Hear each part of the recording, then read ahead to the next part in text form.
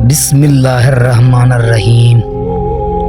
آپ تمام دیکھنے اور سننے والوں کو سچے اقوال میں دل کی گہرائیوں سے خوش آمدید کہتا ہوں۔ محترم ناظرین، ایک ایسی پراسرار کتاب جس کو پڑھنے والا یا تو پاگل ہو جاتا ہے یا پھر اس کو قتل کر دیا جاتا ہے، اور یہ کتاب کتنی سچ ہے کہ یہ کتاب دنیا کی سب سے خطرناک کتاب ہے، اور دنیا کے بہت سارے ممالک میں اس کتاب کو پڑھنے پر پابندی کیوں عائد کی گئی ہے۔ آج کے اس منفرد ویڈیو میں ہم آپ کو ایک ایسی شیطانی کتاب کے بارے میں بتائیں گے کہ جس کے بارے میں جاننے کے بعد آپ کے ہوش اڑ جائیں گے۔ اس شیطانی کتاب کو کیوں تحریر کروایا گیا اور اس کتاب کے لکھنے کا مقصد کیا تھا، اور شیطان اس کتاب کو تحریر کروا کر کیا کچھ حاصل کرنا چاہتا تھا۔ دوستو، شمس المعارف ایک ایسی کتاب ہے جس کو جادوئی دنیا کا بے تاج بادشاہ سمجھا جاتا ہے۔ اس کتاب کو 6 صدی ہجری میں عربی زبان میں تحریر کیا گیا۔ اس کتاب کو تحریر کرنے والے شخص کے بارے میں مختلف روایات پائی جاتی ہیں۔ بعض روایات کے مطابق اس مصنف کا نام شرف الدین یا شہاب الدین ہے، اور بعض روایت کے مطابق اس کے مصنف کا نام احمد البونی ہے۔ پیارے دوستو، بونی ایک ایسا شخص تھا جو جادو اور عملیات میں بے انتہا مہارت رکھتا تھا۔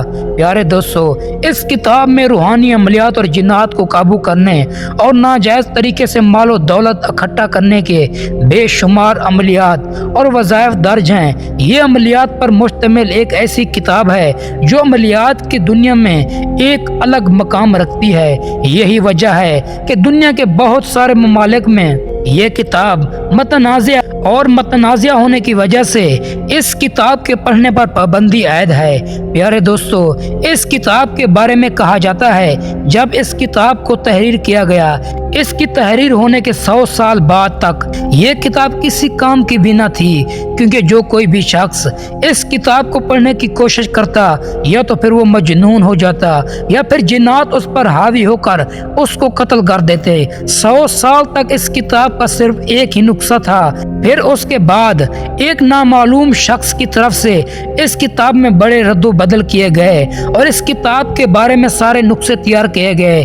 اس کتاب میں رد و بدل کرنے کی وجہ یہ تھی کیونکہ مصنف کی جانب سے اس کتاب کے اندر بہت سارے ایسے عملیات لکھے ہوئے تھے جن عملیات کی مدد سے انسان بڑے بڑے طاقتور جنات اپنے قبضے میں کر سکتا تھا۔